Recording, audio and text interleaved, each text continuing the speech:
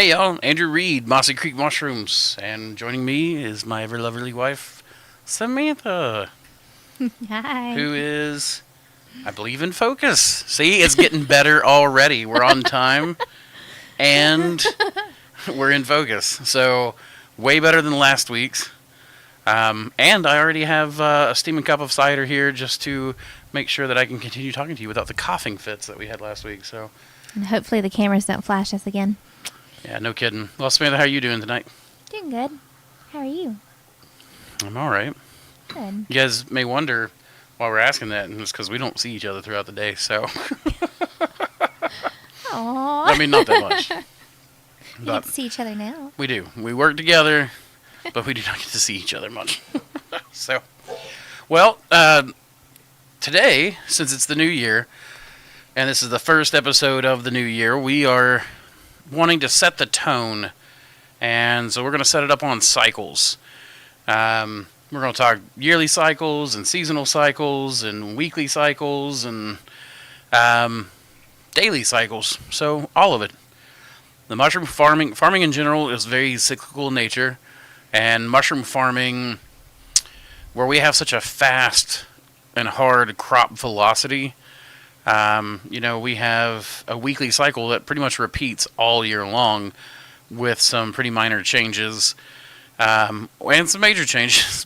But the work pretty much never changes. It's just the environmental conditions that we're trying to achieve. So I don't know, Samantha, if you've got any words on setting the tone this year, but... Well said on your part. I mean, I really don't have anything to... Well... Alrighty then. Well, Happy New Year, guys. And I guess one of the things that I'll just kind of go into in the beginning while we've got people filtering in is just how important the cyclical nature of our work is. If you want consistent results, you guys have probably heard me say this before, you've got to put in consistent work. So if you want 100 pounds of mushrooms every week, you need to plant enough blocks to produce 100 blocks, or to produce 100 pounds every week. Something like 33.33 blocks to make 100 pounds. But the answer is that basically if we set up our lives on these weekly cycles and then have a target, a goal, we can then work that backwards to know what we need to achieve every single week. So if we can target yearly income, we can target weekly production of mushrooms, so in pounds. We can target cases. You can target blocks. There's a lot of points that you can select to see what your target is, and then after that, you just figure out what you need to do every single week. And if you do that every single week, eventually, as your first crop comes in, that should start a cycle that leads you to that target, to achieving that goal. Yeah.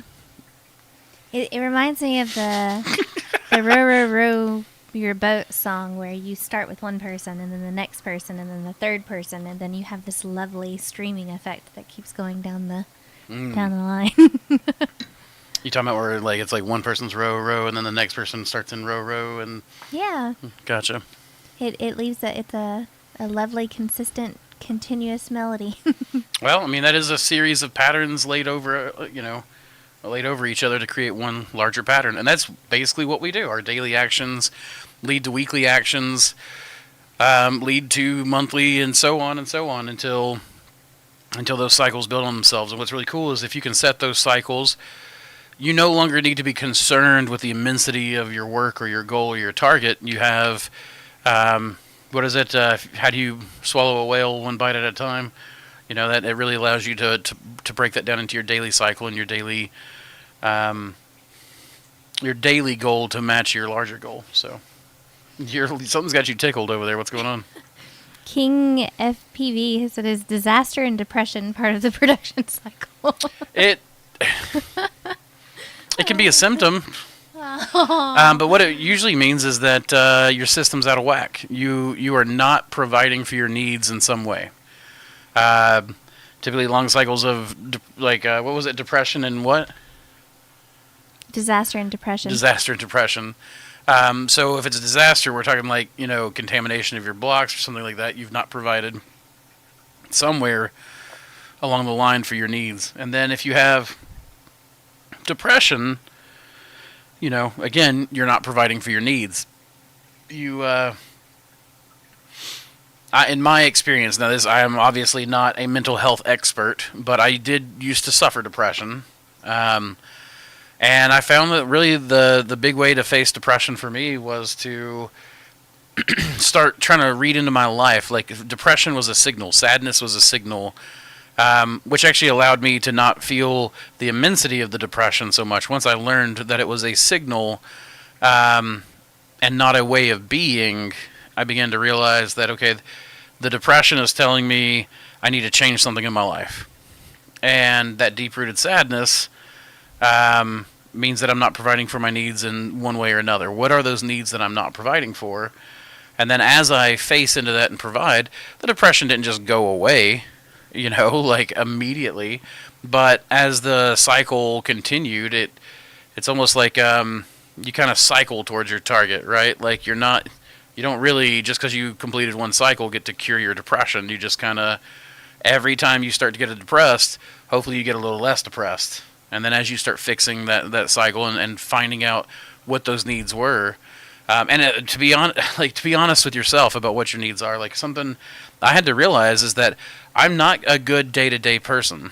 I'm not the kind of person you want showing up fulfilling orders or anything like that. That is that person.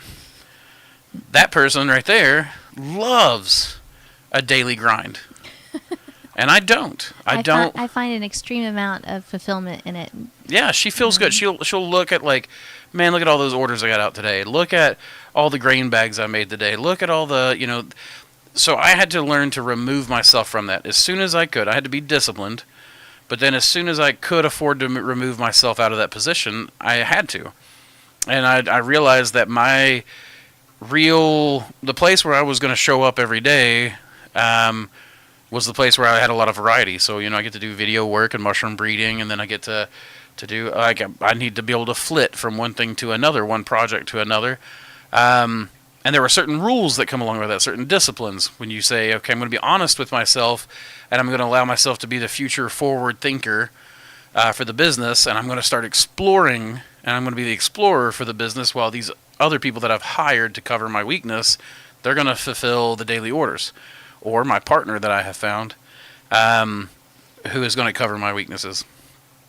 And then, you have to be honest with yourself. If I'm going to flip from project to project, if any of those are ever going to come to light, I can't start a new project until I have come to a point of completion in the other project. And that could just be handing it off to someone else, publishing the information I have on it, and allowing it to filter through the zeitgeist, the community of mushroom growers, cultivators, that kind of thing. That's what my aeration video was to begin with. I ran out of time. I ran out of interest for a short time, and I was like, what do I do with this? I don't have anyone to hand it off to. I'm going to make a video on it and hand it off to everyone else, and then I got to see people improve on that. So that's one of those, when it comes to the open source ethic, that's actually one of the lines, the rules for following, good open source ethic, which is don't just kill a project or lose interest in it and let it die. Instead, you hand it off to somebody, that kind of stuff. So I think being honest with yourself, providing and shoring up your weaknesses, and then directing your life so that you fulfill your needs, so that you can help to fulfill the needs of your family and community and whatnot, is probably the best cure for that. So what you got, baby? So King said this went way deeper than he intended it to go. My bad. I'm sorry.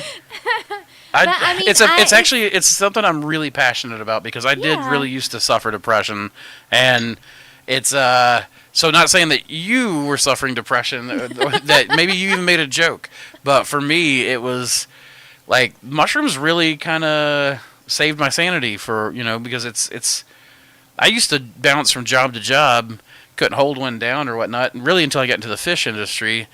And then after that, there was poor management where I was working. I decided to get out, and then I went back to jobs that I really hated and started bouncing around again. And mushrooms was the only place that ever stuck. It stuck for 15 years. Bear witness. Yeah. Yeah. Like Samantha used to really wonder, like, where am I going to go in life with a man who, just flits from one thing to another? And then mushrooms happened to. Come on now. Oh, be honest. Like, it's okay. No, I just figured you hadn't found your thing yet. Listen to how sweet that is. I Your love it. passion yet, and everyone gets like, oh, I kind of like this thing, but it's not really that fulfilling. So let me see if this works. Yeah, and- but you were willing to let me flit from one interest to another while you worked the hard jobs and provided for the family. So. There was a time that you did that too. Okay, fair enough. And that She it's is a give just and a not take. gonna let it not be fair. So. No, I'm not. Because that's not fair. Well, fair enough then. Well, so man, I want to just gulp. Yeah, but it's way too hot. So I've not even touched mine. Yeah, Andrew it's made steaming. apple cider for the both of us before we started because we were both kind of having frogs in our throat. So, Yep. Speak into the microphone.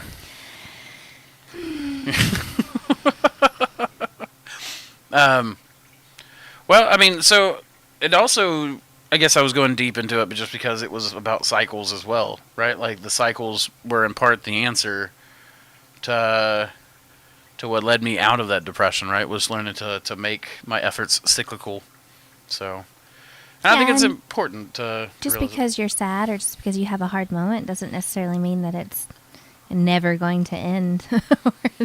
You're not going Right. to have your successes that you can celebrate and enjoy. And, that's something that he mentioned was that just going from moving a farm from one location to another has been an adjustment, and it's been back-to-back failures. We had elements just completely melt the other day, and we lost all the blocks that we made, so we had to redo them all.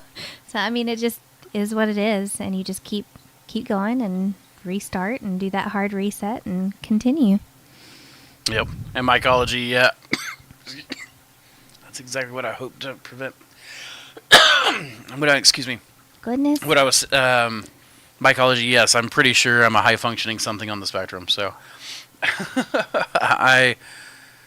when I was tested, when I was a kid, I definitely had ADHD, and I know I have adult ADHD.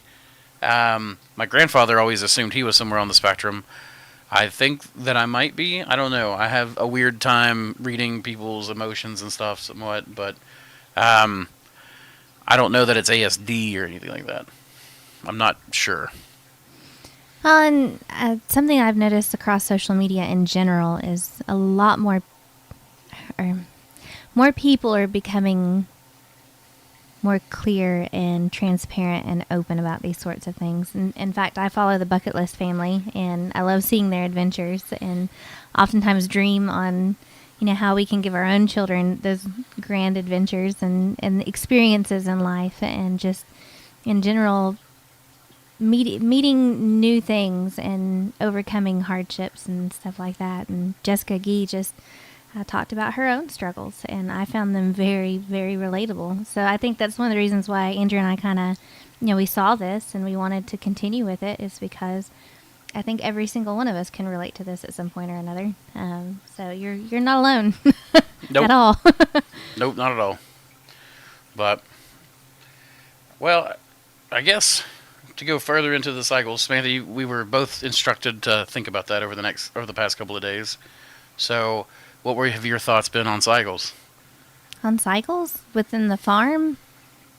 Well, I mean, in the context of being the mushroom cultivator and how cycles would relate to us, yeah. I mean, we've talked, there's multiple layers, pick a layer. I mean, Have you not been giving it any thought? I have been thinking so much that there's just everything. I've been thinking about it all. Beyond just that. I'm buying for time here, guys. I can tell. She's trying to oh gosh, think of something. Well, there's daily cycles. Like today, I bagged grain, and then, yesterday I put grain into the wagon to soak, and then today I had to bag it and then autoclave it, and tomorrow will be another daily task that I have to do. So you have the daily things that you do every single day. for lack of a better word. And then you have weekly and How often do you do those? the weekly cycle, or like the weekly. Yeah, weekly. I'm just because you said you do the daily cycles every day. Yeah. No, I'm like, so here. no, you're good. So I'll take over for a second. So like as we begin the new year, I just wanted to really to push into this, that if we plan out our year and we lay into the cycles starting now, then next year is going to look very different than where we're standing right now, just on this side of the year, right? We just stepped into the void of a new year. It's open and full of possibilities, right? And I don't know if you guys are like me, but in the state of my farm and my cultivator journey, usually by the end of the year, I'm going, man, I'm not where I want to be. I'm not where I'm not where I'm supposed to be. I feel like I didn't learn as much and do as much and accomplish as much. But then if I really sit down and I like look at what I have accomplished and what I have done, then I become a lot happier about it, right? So, but a large portion of that is, the life priorities work. You remember us doing that? Yeah. Yep. That's something that I really enjoy, and I still play with mine a little bit. We used to do it every 3 months. Every 3 months we would sit down and prioritize 3 to 5 things for the next 3 months.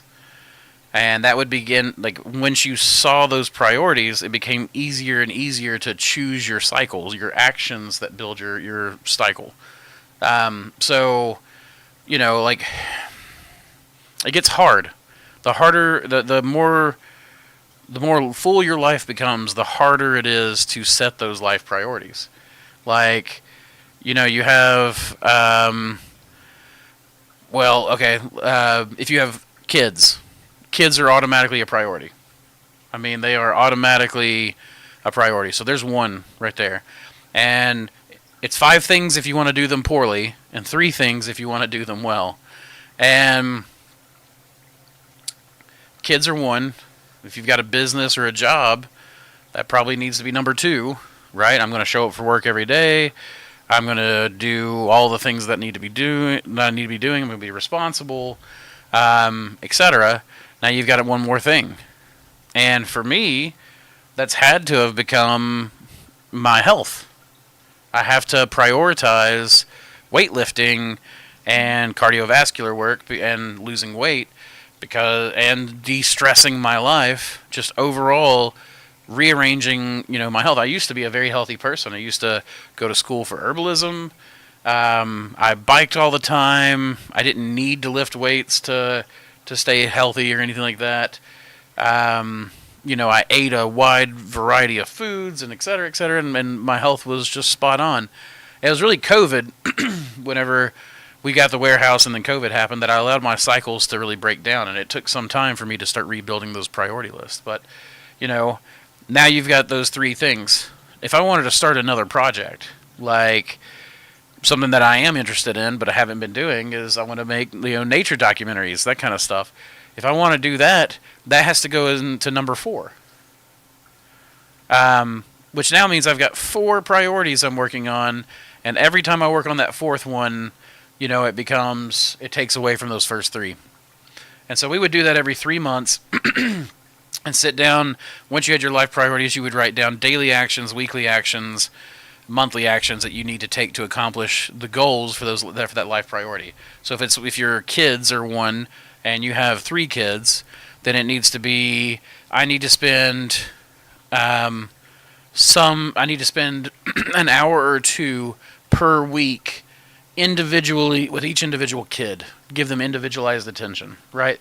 That's how I'm going to lay into my family and increase that. So now I know if I've got 3 kids, there's 3 to 6 hours per week that I have got to do for that. But then you're also talking group activities and blah, blah, blah. If Aislinn wants to take horseback riding, so now we've got to figure out how to not just pay for that, but make time for that. So then you sit there and you work into each one of your priorities, and then you build your cycles out.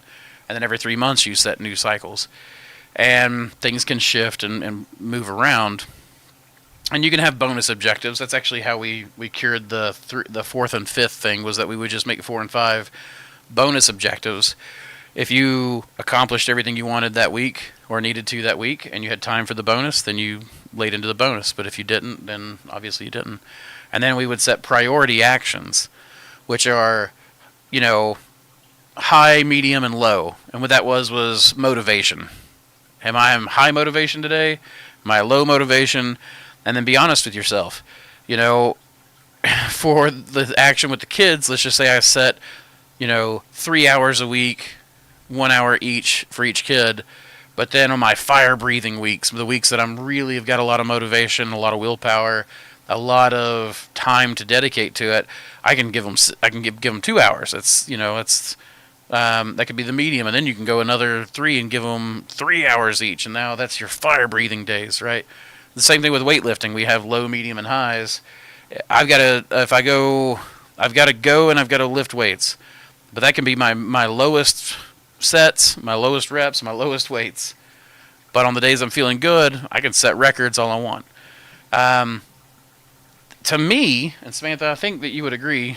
I know I've been kind of rambling, but for me, learning to set those goals and then doing the low, medium, high, and then giving yourself permission to do the low days was a kindness to myself.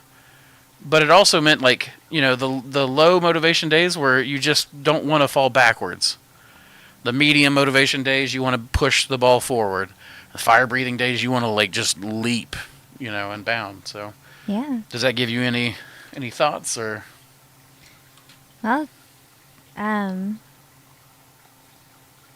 so you were talking about weightlifting and your health on your priorities list. I know one of the priorities at one point that we had together was not only the children, but gardening. And, going into kind of daily and weekly and even seasonal cycles with the gardening, it's something that was really cool and neat and interesting for us to include the kids in when we would go out, and we would kind of create these little ecosystems in the yard, as far as you would have gardening for pleasure, like flowers, things that beautify your space. We had gardening for food and to provide our family, because one of the lists, or one of the things on both of our lists, was to eat healthier. And so we had peppers and tomatoes, and then on top of that, kind of going back to the fire breathing days, there were definitely days that we had to put more effort into the garden, into the soil, into lasagna layering or building raised beds, or any of those things. On days that we felt good, that we kind of had free time everywhere else, we would then reallocate that freedom to a section where we could really have a fire breathing day, where we could complete those tasks. Yeah. And then we would even, taking this down to the types of plants that we chose. Andrew, do you have all the seeds over here still? No, I actually moved them off the desk specifically to make room for us. This is the time of year that we start buying our seeds. Christmas. In fact, I don't know if people... Yeah, actually, you can see it right there. There we go. We got seeds starting on that shelf. I built a shelf with lights, and then the trays just sit on top of the lights for the heat. But we start our peppers Christmas Day, so... But we always choose plants that have kind of a scattering of, it's just throw it out and let it land wherever it's going to land and grow wherever it's going to grow. And then we have others that you have to transplant, and it takes some time to get them from Christmas Day onward. Peppers specifically, after Christmas is when we always, as a family, we start planting peppers, and then we have to transplant those into a little larger sections and pay attention and love on them until we put them in the raised bed or whatnot. But yeah, we baby our peppers a little bit. I know that's counterintuitive to what Samantha was saying about we often do scatter shot stuff, but we do most of the stuff we do is scatter shot, and then our peppers are babied. Just because we love peppers so much. We eat so much peppers.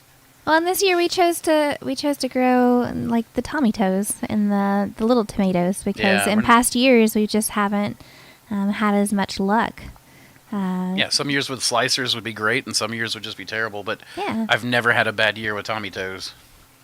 So, but just going into that idea of the cycles and daily tasks and weekly tasks and prioritizing things and feeling tired and maybe not doing so much that day, but allowing yourself this flux within that time, within a certain time period. It can be applied to anything. Mushroom farming, gardening, I mean, all of it. The biggest thing with mushroom farming that I've loved so much and that I've loved experiencing with Andrew is the fact that mushroom farming can be grown past just mushroom farming. Oh, yeah.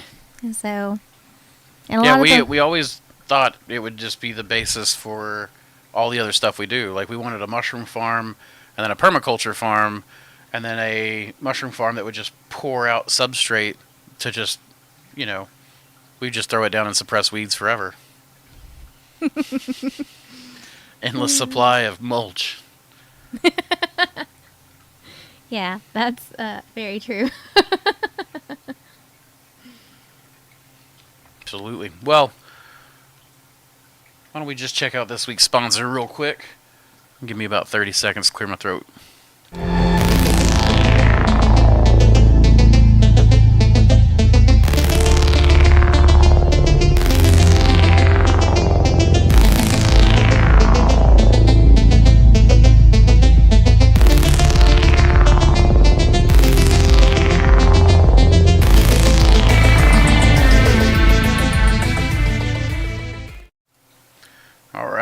Get that t-shirt.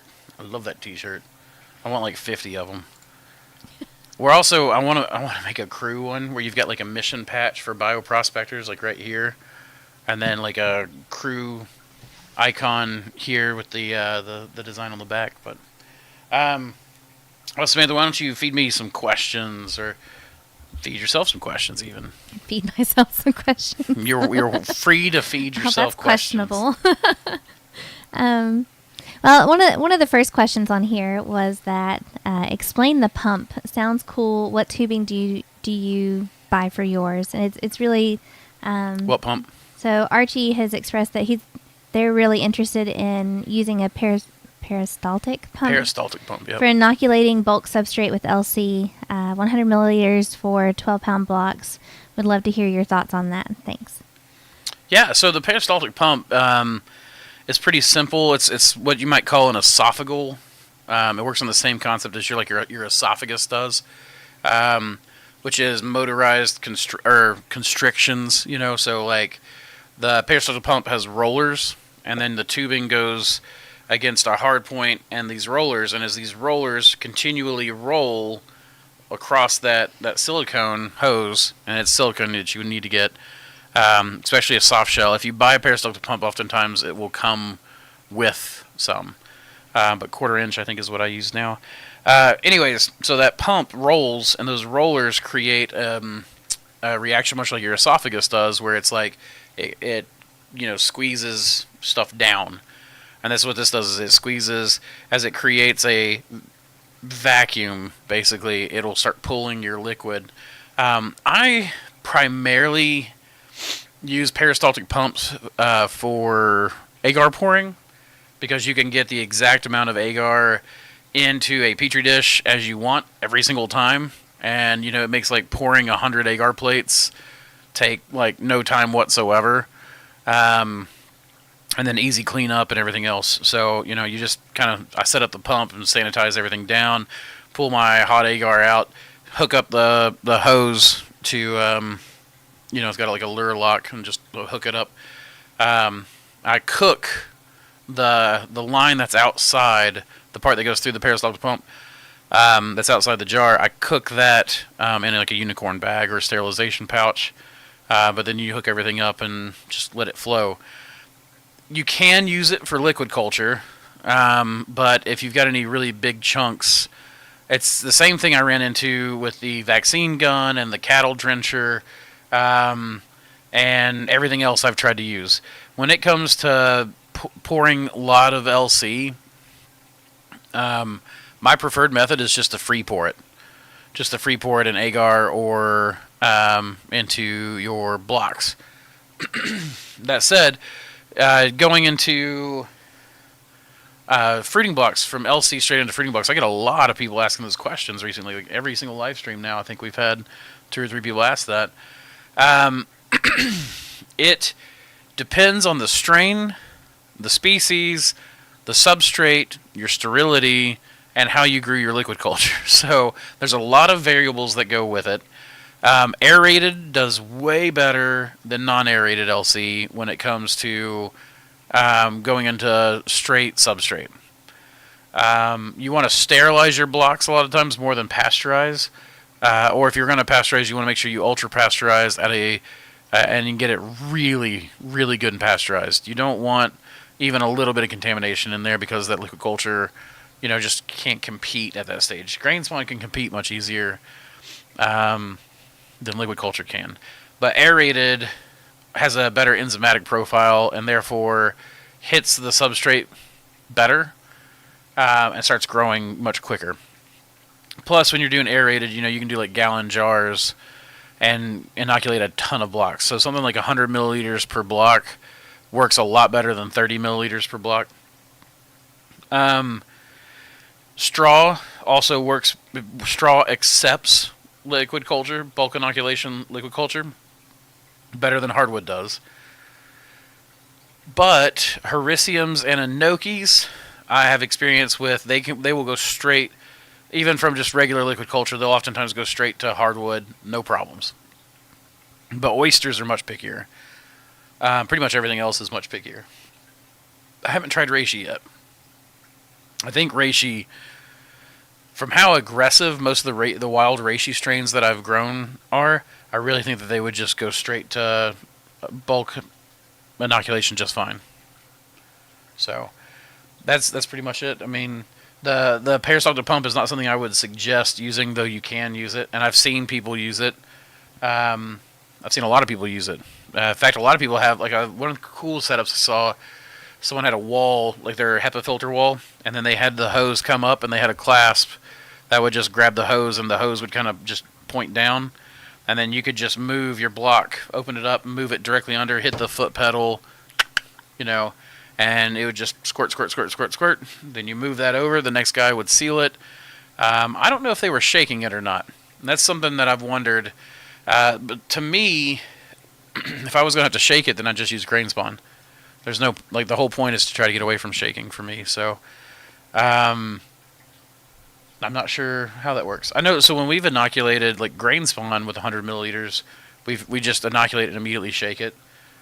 But then the entire bag grows in all at once, and we need grain spawn fast, right? So that's why we've done that. But we only have done that with aerated because otherwise, stirred liquid culture takes longer to grow in. So you don't want to be running through it 100 milliliters at a time. And that's already a tough one, going from LC to grain and trying to make everything stupid fast. And it's unreasonable, to be honest. So there's that.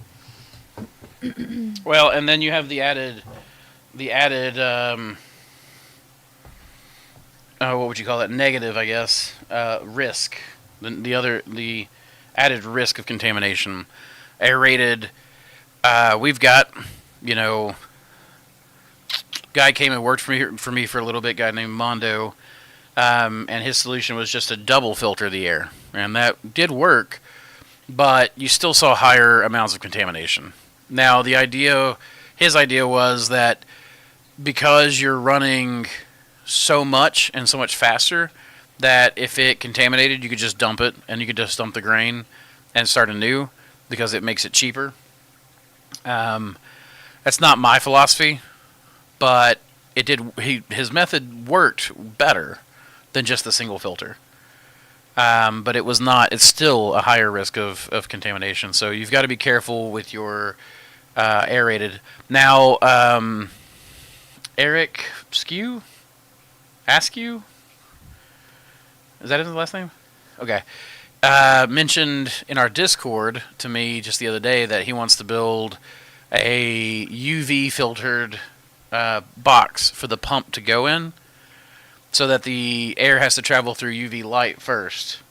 Then it can go into the line and be double filtered twice through the syringe filters before it is then injected into the liquid. And that probably would help a lot. That's a clever idea. But you would need to slow the air down. So,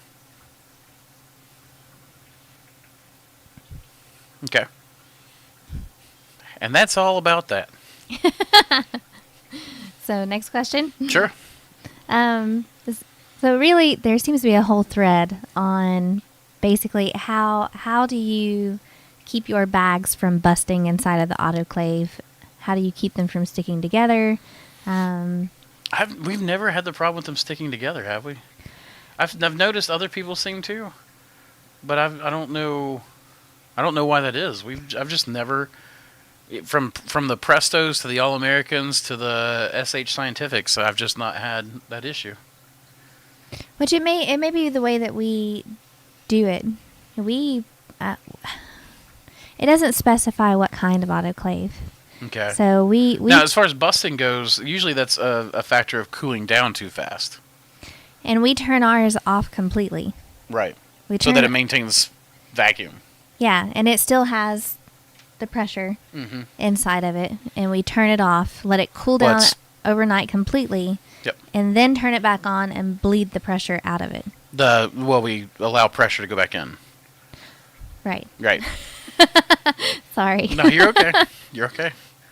I knew what you meant. So, but yeah, so it creates a vacuum. It's been a long day. It creates a vacuum, and let's say if your bags are still hot and you release, you open up that vacuum, then what happens is your bags, which have no pressure on the outside or inside, while they're hot, they'll blow out, right, as the pressure is coming back in quickly.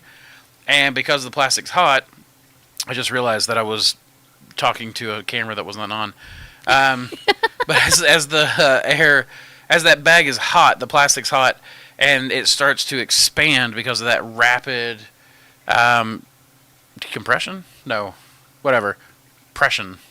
That as the pressure enters and that bag expands and it's hot, that weakened plastic will stretch. Sometimes you get bags that look like little football shapes, or they will get little front lumps on them, and noses. Little noses. There we go. That's a better one. They'll get these little noses or something on them, or just straight up holes busted in them, and that is because it cooled too fast. One of the ways you can help it in a Presto is to make sure that in any autoclave, is to make sure that your autoclave is as full of mass as possible, and B, that when you stop with the heat, that it doesn't just immediately start leaking. You really want that thermal mass to come down slow. So the way that like a Presto, you can throw a towel over it. Once you've cut the heat, throw a towel over it. That will insulate it a little bit and slow it down. There are other ways to do other ones, but like the giant ones, like the one that we use, the 150 liter autoclaves, not the giant, but the medium ones. Once the cycle finishes and it beeps the alarm at us, we just go out there and turn it off so that it doesn't open up the valve. We got one of the early models that doesn't program to not release the pressure. Well, and I've noticed that the cooler the bags are, the less they stick. I have noticed sticking whenever it's fresh and it's still hot and I'm trying to unload it. But when I've let it cool down for the entire night, so you've got a good 12 hours or so of it cooling down, then the bags are completely cool and they don't stick at all. I have noticed the sticking too, the bags sticking to one another in the pasteurizer. And that's a thing. But we just have everything to where the front of the bag, where the flap folds, is touching the back of the other bag. So we face everything in the exact same direction, so that whenever you lift it up, even though there is a little bit of sticking, it won't open the bag and expose it to air until you get it in front of the HEPA filter, and that really helps. Mm-hmm. We'll do a video. This is really hard to explain. Yeah, I mean, we can do like a little mini video and throw it up on one of the live streams. Yeah, yep. I think that's a good idea. Oh, for sure. I don't have any other type. Next question. Does LC need to cool in front of a FFU after PC? FFU standing for fan filter unit. I wouldn't PC is think pressure so. I cooker. mean, I allow mine to cool. I've got an All-American 75X that I usually cook my liquid culture in. I just, as soon as I turn the heat off, because it's got the stopcock on it instead of the weight, it maintains the vacuum, and I don't have to worry about anything. And then I just come in when it's cool and allow air to flow back into it. No, I've not had to have it cool in front of a fan filter unit. Usually my LC just cools right there in the autoclave. I don't have any issues with it. And then I like to cook LC in advance. So I'll cook liquid culture, 10 quarts at a time, and then make sure that I've got extra. So like right now, I think I've got 6 sitting there on my shelf. As soon as I need to expand liquid culture, I can just grab a syringe, throw it in, expand it out to a quart, and go. So we always try to do that. We pre-cook agar plates and store them in Ziploc bags. We pre-cook liquid culture and grain spawn, and then have it all sealed up and waiting to just grab, stab, and go. But I've not, even my grain, nothing that I have really cools in front of a filter. Yeah. Next question. So Josh asked at the beginning of the chat, and then he just reiterated as well. So I'll expand on my question. Building a cabin from wood that is insulated, I'm using it for a mushroom farm and need to protect the wood from the humidity. I saw that at the beginning, Josh, but I was like, well, a cabin, we don't specialize in building cabins, so I don't really know how you would protect it from moisture just in general. But just the same way that we've protected the warehouse that we're in is an old warehouse with a wooden ceiling. And it has wooden beams. Wooden beams, support beams. Like there's a beam right here. In fact, over my head is a support beam that we've got insulated up. And you can see what we've done to protect the warehouse, which is just we built framing, insulated it, and then covered it with Panda film. And this used to be a grow room that we're in now. The incubation room right next to me was a grow room as well, and so was the room on the other side of that.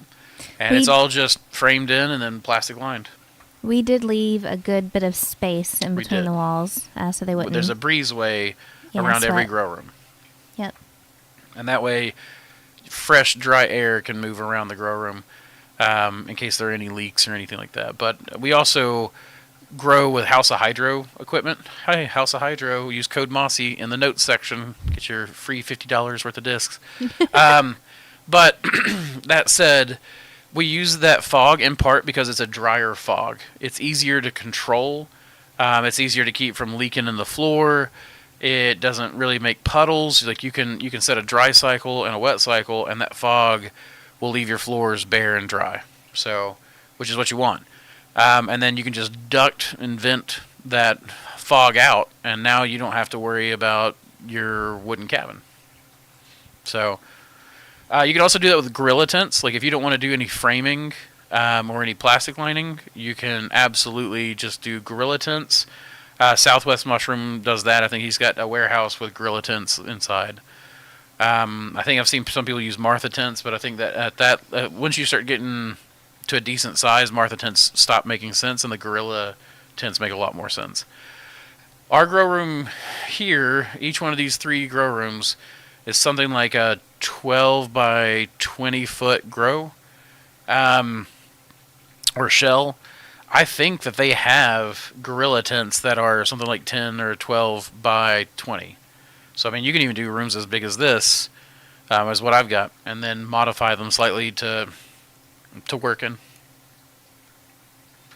Hopefully that helps. Oh, she looks thoughtful. Well, I was trying to go through and I wondered if I had missed anything, so I was just trying to... When will Andrew and Sam give us an opera duet? Yeah. Never. Andrew can. Hey, I've been working on a mushroom rap, so we'll see about that, maybe. It's not really a rap. I'm not a rapist. So Jules has asked, so we can't go directly from LC to substrate, even with the aerated LC. I mean, you can. Well, that's what we were talking about a little bit earlier. Was with the peristaltic pump is going from LC and just having it dosed directly into Or you can free the pour. substrate. It's just the simple answer is it's variable. It's highly variable. And I noticed it so took you longer. need to build a system. It took longer to incubate as well. It did take longer to incubate. Which the whole point for me is not how long did it take, but how many man hours did it reduce, right? Because that's everybody's bottleneck. Typically, is time and man hours. Especially with wages having jumped with inflation the way they have. And so man hours are incredibly important. So if it takes 2 weeks longer to grow in the blocks, but I cut my man hours in half, all of a sudden that's worth waiting 2 more weeks.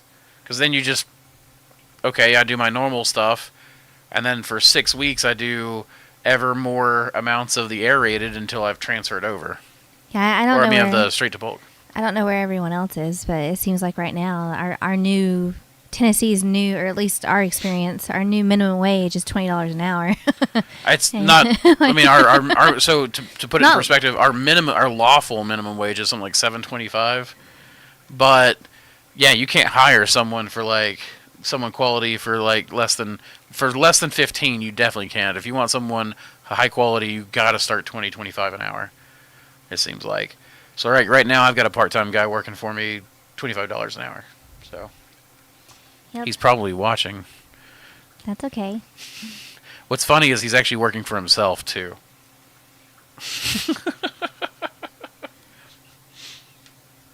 But he's also the kind of worker who you don't ever have to go behind him and fix the problems. And, because there are no problems, you don't have to go back and make sure he did it right. And you only have to tell him once. And honestly, I'm finding that that's worth paying a decent amount for, so. Yep.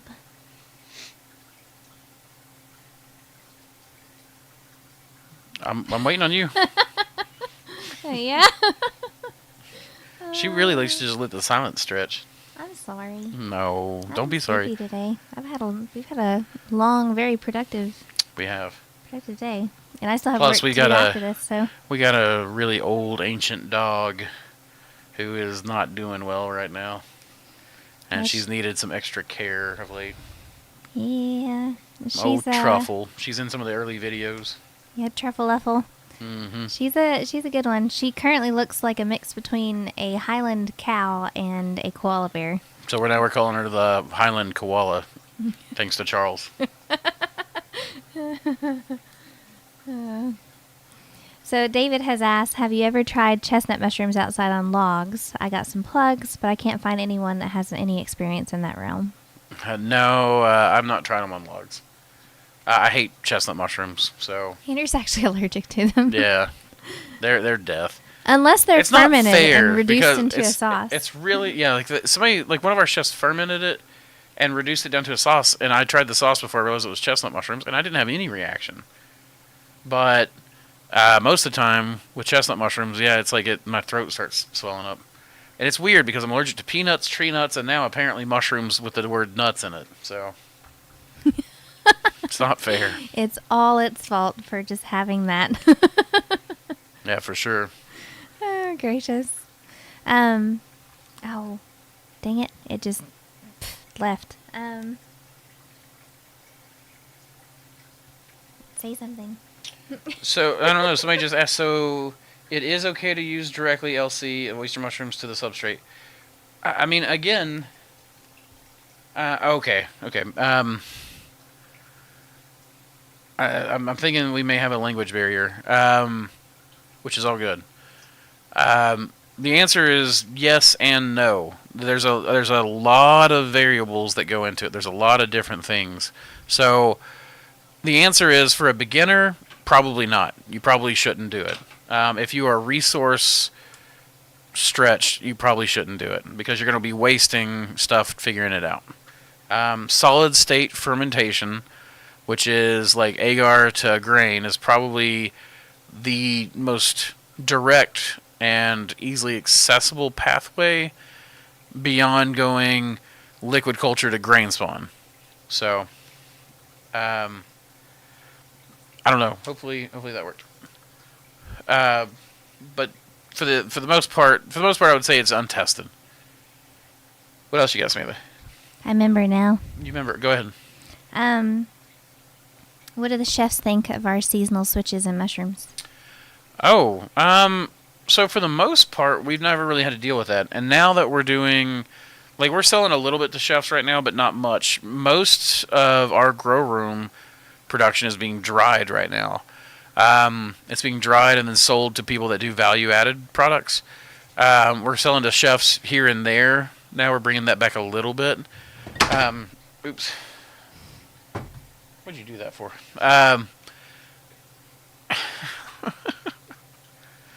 So, Andrew. what?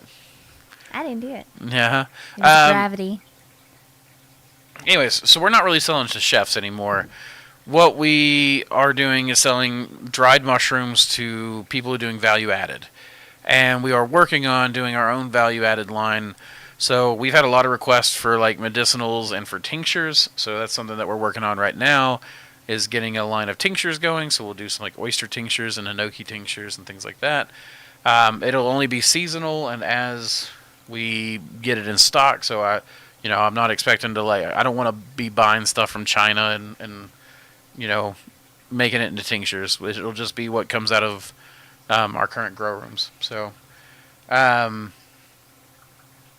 far as like how do the chefs handle seasonal changes, we were able to grow oysters all year long while we were selling heavily to chefs. So I never really had to experience large shifts.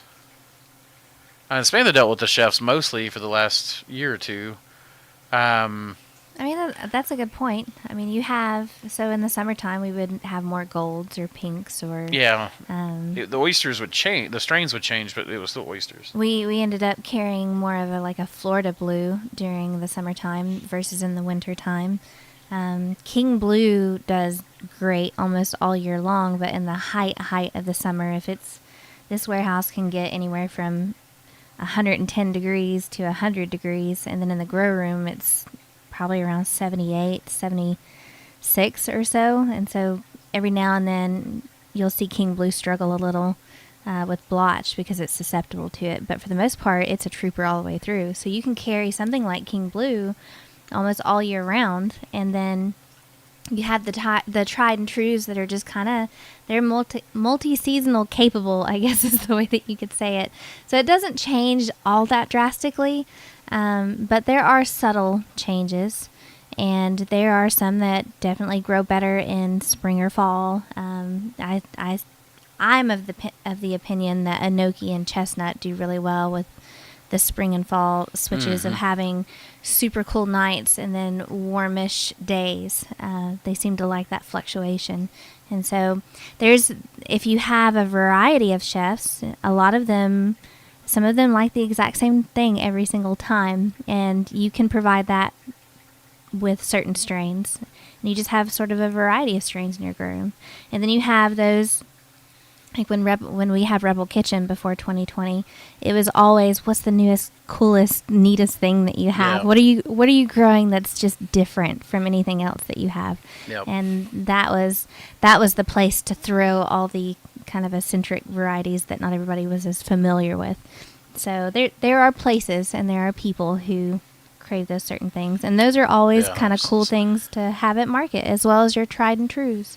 So your workhorse mushrooms. Yeah. You'll have certain chefs that would just want the workhorse, and you'll have some chefs like, we grow a lot of variety, and our pizza place in particular would be like, look, I need exactly one type of mushroom that's very consistent, and blah blah. So we would always give him a case that wasn't a variety case, but everyone else would get variety. And then when we had something special because of the season change or whatever, the chefs would oftentimes just run a special. But we did have some chefs that were excited about the new stuff and changes, and some chefs that just, please be consistent all year long, do not deviate, do not change, do not whatever. If I have to call you, then there's a problem. So Those chefs are actually good chefs, though, because the workhorse chefs, like, you show up, you drop off a box, they mail you a check, and then, bam, you're just, like, interactions, like, 3 minutes, and you're done. Well, and then we had chefs too that became very much like family, and like it's one of those things that they're there to support you. They see your vision, they see how excited you are about things, and they want to highlight whatever you put on the table. And so it's, having those individuals is truly a blessing. So, and we've heard from a lot of you guys too, honestly, that coming across people like that, chefs like that, that just, they make your day. So. Oh, dang, thanks, guys. We just sold a couple t-shirts. Oh, just popped up. Let's see, I was seeing a couple of questions on there, but I think I've lost them.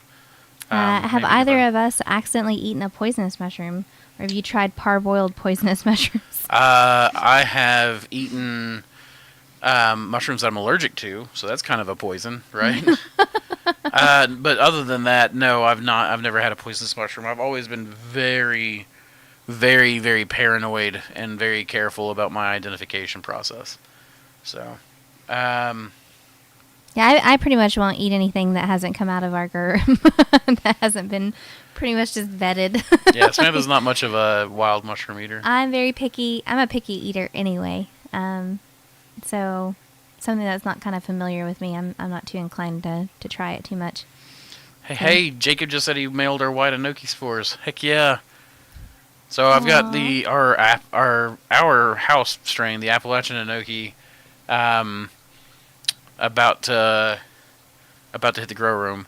Then we got golden enoki, and then we've got velvet foot from Appalachian Gold, and then now we're going to have white spores. So my plan is to start a breeding program for enoki using white and gold. My initial goal would be to create a variegated enoki, but I think what that's going to have to happen is I'm going to have to breed one to a golden oyster, and then I probably won't see any variegation is my guess. If it's true albinism, it's probably recessive. So my guess is I'll have to take that and then breed the children to either each other or themselves to get that dose. Maybe not, though. Maybe a single gene of it would be enough to create a variegated strain. But how cool would that be? A streaked white and gold enoki. That would be, I don't know, there's a part of me that would almost be like, is this poisonous? I don't know. Well, and so there's but that would be really cool. I think so. Jacob's got one, an oyster called the saw oyster that's really lobed, and then I have super scallop, which is lobed, and another one called binfound, which is lobed. Binfound is not going to be named that when it goes to the website, but there are all these lobed oysters. I'm about to take them and start breeding them together and see just how extreme can I push the lobed effect. Like, can I make a really weird and mutated looking oyster? So we can go back to the questions now. Actually, before we go too far, how about we take a quick, since we're at the hour mark, just got a short video on cycles for you guys. We'll be right back. Welcome to the world of mushroom cultivation, where each day brings us closer to nature's most fascinating cycles. I am Andrew, and along with my co-host Samantha, we'll take you through the rhythmic dance of mushroom farming. Mushroom cultivation is a journey through time, marked by nature's intricate calendar. Let's start with the seasonal cycle. As the seasons change, so do the varieties of mushrooms we cultivate. In spring, we grow the largest diversity of strains and species. And summer brings us tropicals like the milky mushrooms and pink oysters. Autumn is time for diversity again, with winter being for enokis and oysters.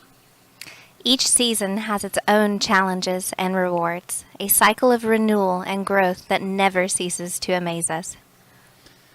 Now let's delve into our weekly rhythm.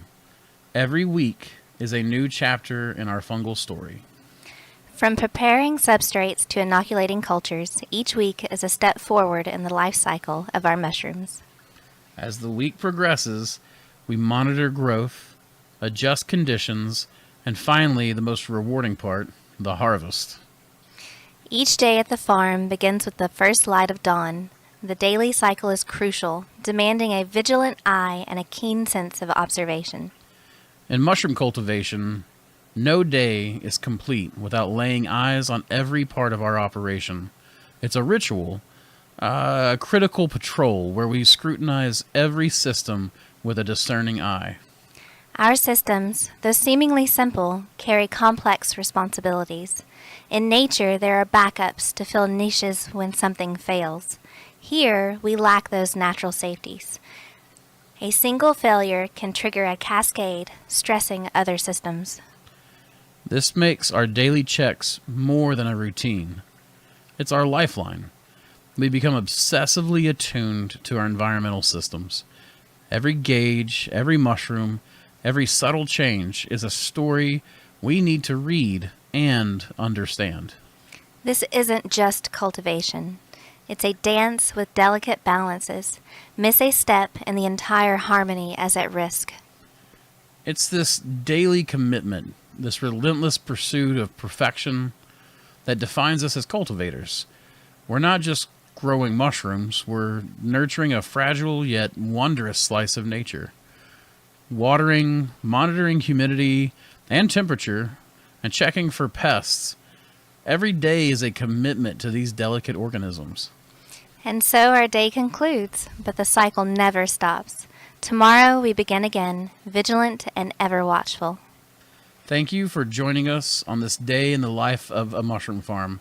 Remember, in the world of fungi, every detail matters, and every day brings new challenges and joys. Please join us every week in a labor of love where attention to detail makes all the difference. As cultivators, we're part of a larger cycle, one that connects us to the earth and its endless rhythms. We sincerely hope this glimpse into our world inspires you to appreciate the cycles in your own life, and we're so very happy you've chosen to join us in ours. Until next time, keep growing and exploring the fascinating world of fungi.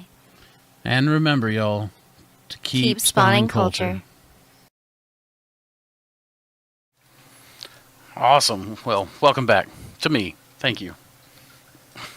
Glad to be here. Hey, baby. Great. I felt really cute in that video. Did you? Now you keep catching me in.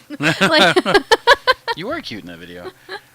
Greg, what you said? Something you need? What? What's kick-ass? I'm interested to know what you saw. And thank you, Jacob. Yeah, I agree. I think it would be cool to have a new kind of strange enoki floating out there. So maybe we can make one. what would you even name that? Like, part white. And how funny would it be if it came out like all splotchy and polka dotty and? I have some really inappropriate names I can think of, but I'm not going to say them out loud because I would get canceled. Let's see. There's got to be something I can say that would be funny and inappropriate, but not in a way that gets me just, taken off air forever. Yeah, don't do that. Right. I don't want to do that. Bad idea. Good gracious. Well, hey, thank you. Thank you, Sebastian. I really appreciate that, man. 300 pounds a week. That's a big goal, man. That's like, in my mind, it's like you want to get to where you're doing about 10 pounds a week. Then the next real goal after that for me is somewhere around 100. And then after that is 300. So 300 is a big deal, man. That's like, it's a major step, I feel like. So congratulations. Yeah. I just realized I didn't have the camera on me. I'm going to get better at this.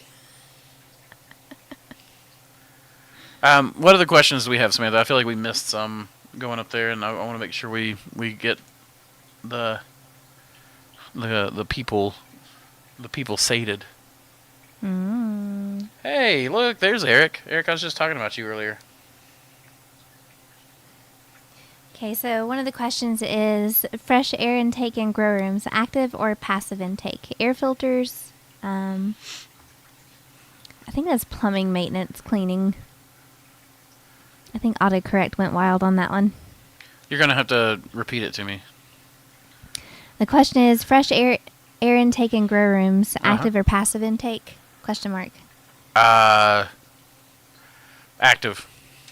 Okay. I assume that an active means that you've got a fan running, pulling air. Negative pressure in your grow room is usually what you want.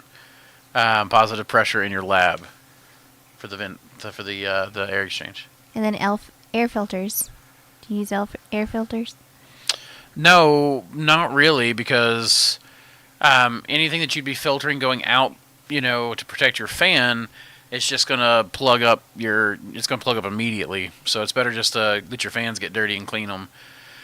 And then as far as filtering, I would love to be in a situation where I had an ideal setup where I could do positive pressure grow room and have all of my air HEPA filtered.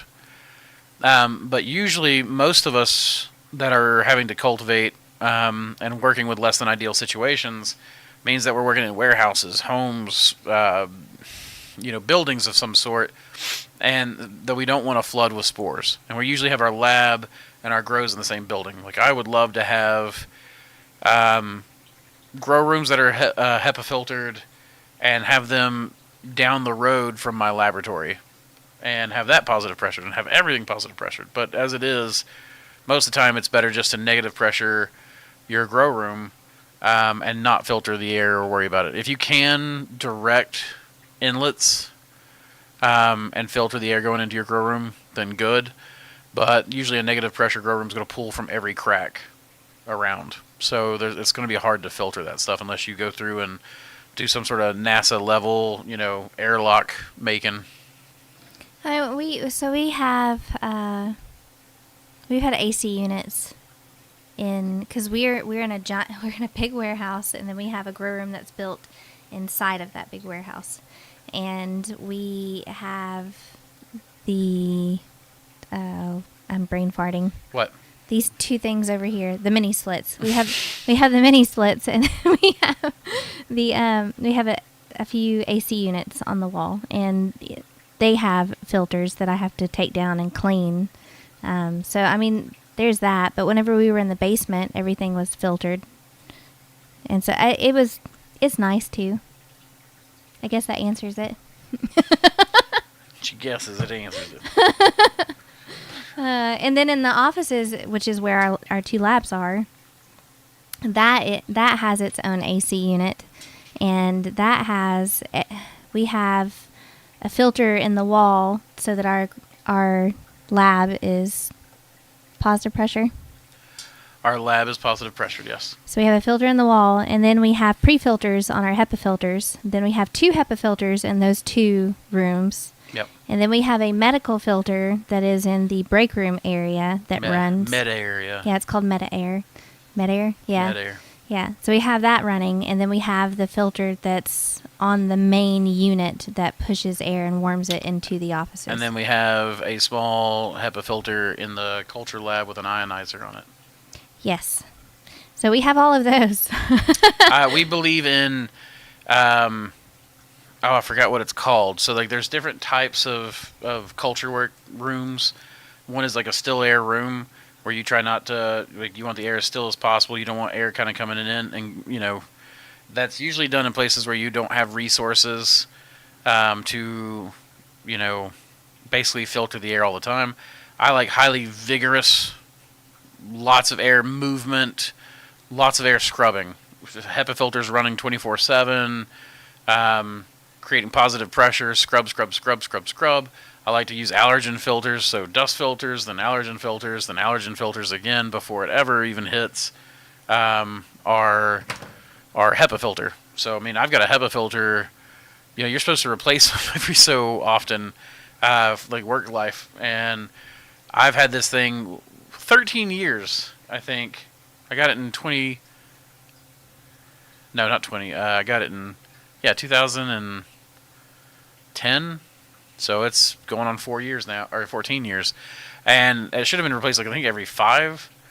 But I filter it very heavily, and then I test it a lot.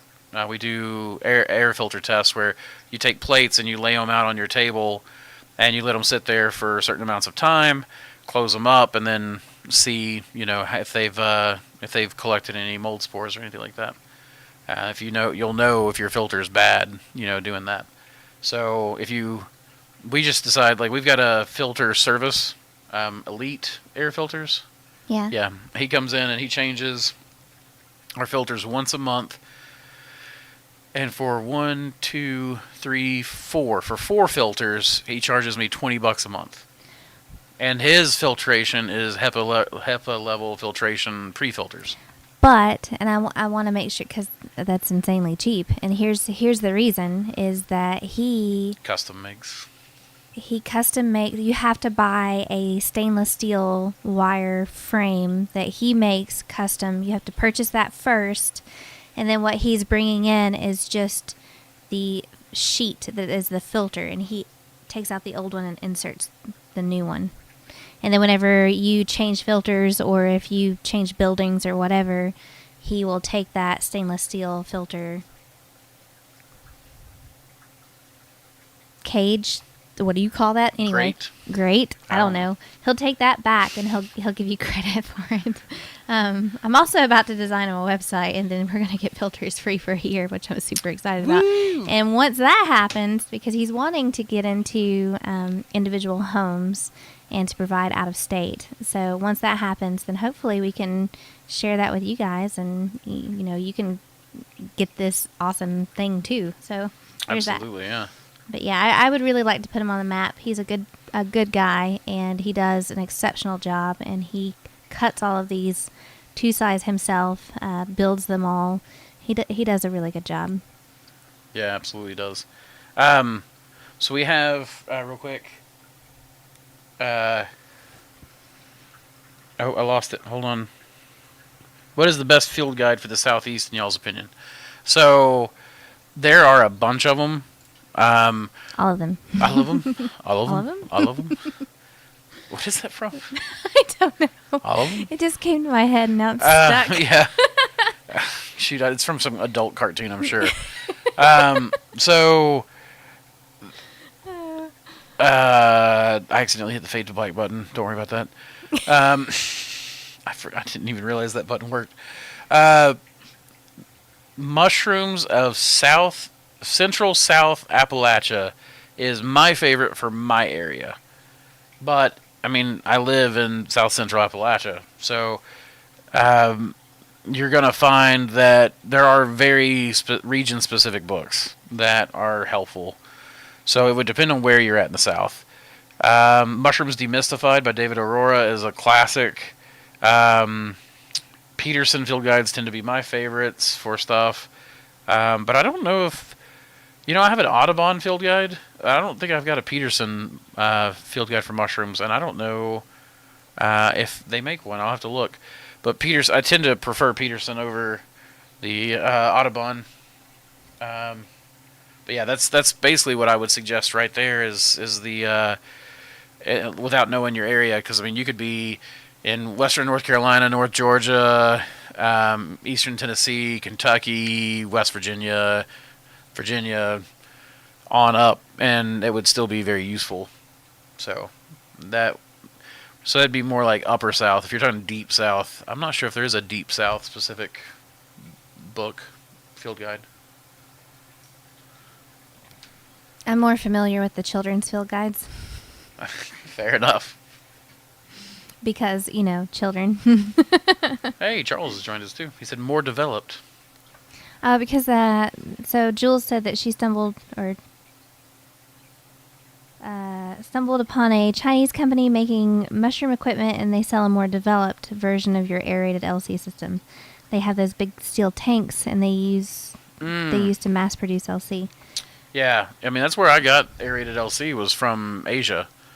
I knew somebody had told me that they did it, and I couldn't find much information on it when I first started, so I just kind of went with the way I saw Sustainable Aquatics growing sterile algae culture. So, but yeah, they've definitely got. I'm hoping to see that stuff one day. But there's some places here in the States now that are operating some very interesting bioreactor systems. I've just did a couple consults actually with some people that were already working with bioreactors on a large scale. So it's yeah, there's definitely some development in that area.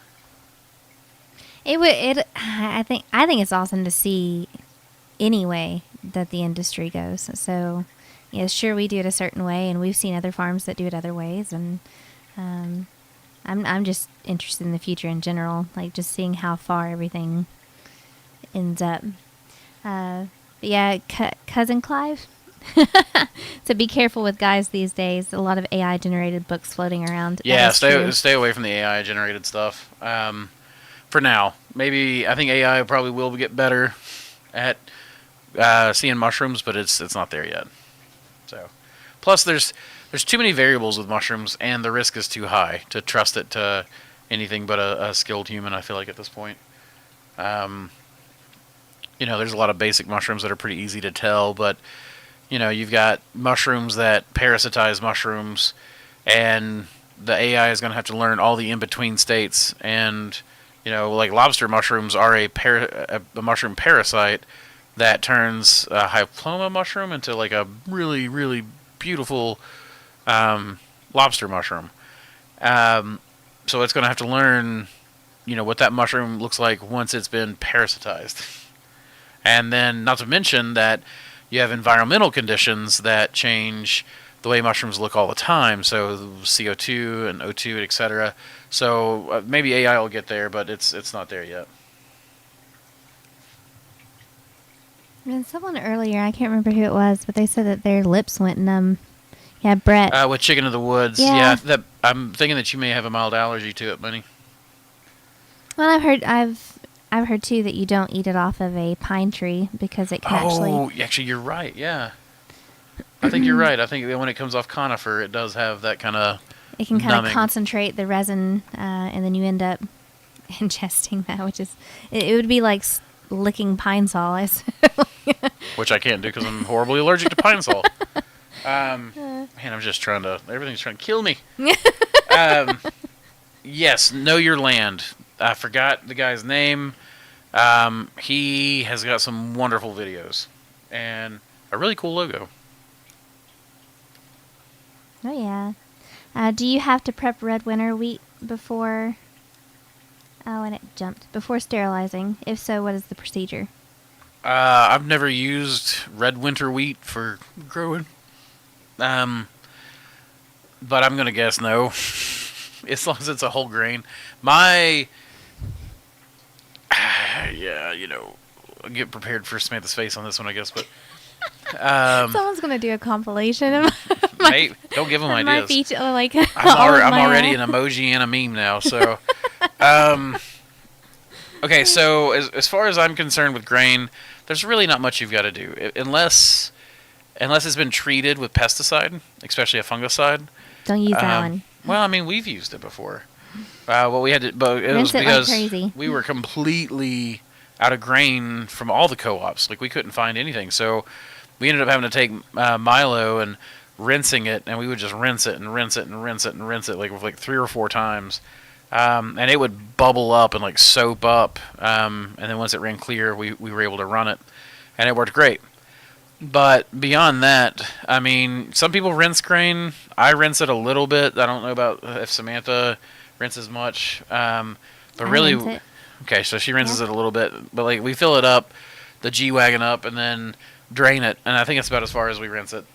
I don't really do much. To me, if there's little bits of dust and particles of grain and cornstalk and that kind of stuff in there, that's just more nutrition for the mushrooms as far as I'm concerned. Exception to the rules that spit in the bucket. And then you spit in the bucket. Well, the wagon now. I don't spit in it. I do. As soon as what she doesn't know is every time she's made grain, I've come up behind her and spitting in it. So. Gross. You want it bubbly. Show you bubbly. I don't spit in every single one of them. The whole point of spit it in the bucket was to just show people that, I mean, you don't have to be careful with grain, at least at that stage. You have to be careful with it after it's been sterilized. But really, up to that point, you can be very, I don't know, lackadaisical with it. So lackadaisical, that's a cool word. It's a good word. We should do a word of the day. People need more words. I got words. I got words. Oh, I didn't. I'm sorry. I got words. There we go. Oh goodness. It's an inside joke. If you want to end on it, you got to watch Firefly. Yep. Resurrection Day. Or no, not Resurrection Day. Unification Day. Unification Day. That's right. That's an oldie and a goodie. Said, yeah, that's right. Someone made an emoji from a picture I made of you a few years back. Yes, they did. Yes, they did. They made an emoji of me. That's now on the Discord. Yes, it is. It's cute. I think it's good. I like it. Your coat has kind of a brownish color. That's right, Charles.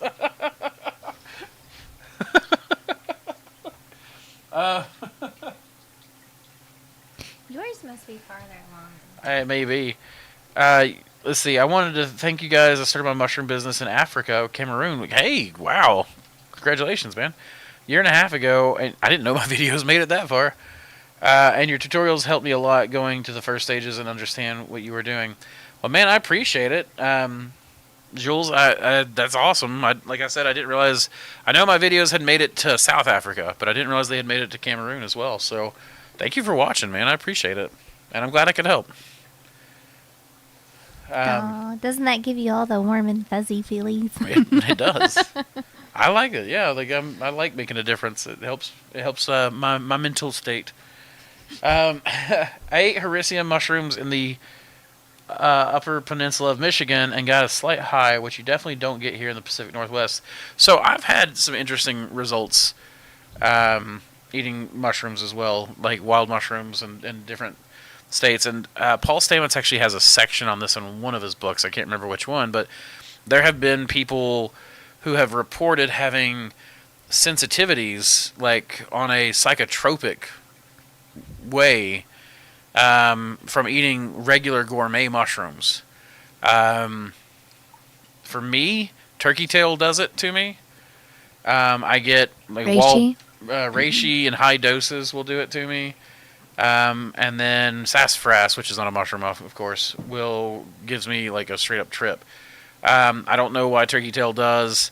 Turkey tail does it even in smaller doses, but it definitely gives me like the walls of breathing effect, and like it gives you almost like, I guess, what you would call like a body high or something like that. Like I'm not like stoned in my head, but I definitely feel like, I don't know, taller, or just like when you get your glasses for the first time and everything feels weird, and then we had the patterns overlaying on stuff, or if I closed my eyes, I would see like lots of patterns and stuff. It's really weird with turkey tail, so I don't doubt it. I'm sure. I mean, we already know that Hericium has some effect, some neurological effects. So I'm not surprised that there's going to be somebody sensitive to it. Makes sense to me. I will say that hiking through the Albright Grove there for a little while, like, as we got in, probably 3 hours in, my lips started tingling. I don't know why. That's just because it was cold and we're out of shape. Maybe that was it. I don't know. Oxygen deprivation. Anyway. See, I accidentally ordered MS medium plant tissue culture. So, David, I don't know of any uses for that in straight up mycology, but you can definitely do some plant tissue culture with the same laboratory skill set. You just make the plant gar up. You can get plantar containers. They're PLANTAR, I think is the brand name. Is that the wind? It's either wind or the train. Dang. Well, anyways. It's the train. It is the train. Okay. As long as the warehouse isn't about to blow down on me. The plantar containers, they're these little cubes. Actually, Samantha, can you grab that one off that shelf? It's sitting right over there. You were looking at it just earlier. Will I grab it? It's a little clear cube. It's got seeds in it. It's on the plant thing. You literally had it in your hand like an hour ago. There you go. So you got these little plant containers. Thank you. This one's full of sterilized compost. So it's not sterilized now, but I don't have the seeds. They've not sprouted yet, but the idea is that as they sprout, I'll be able to go and select for them, pull them out,